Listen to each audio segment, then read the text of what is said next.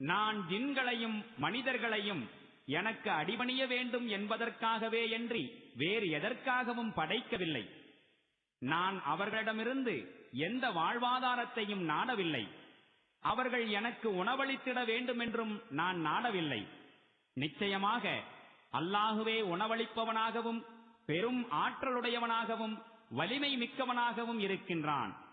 இவர்களுக்கு முன்னிருந்த கொடுமைக்காரர்களுக்கு அளிக்கப்பட்ட வேதனையின் பங்கு போலவே இந்த கொடுமைக்காரர்களுக்கும் அவர்களுடைய வேதனை தயாராக இருக்கின்றது.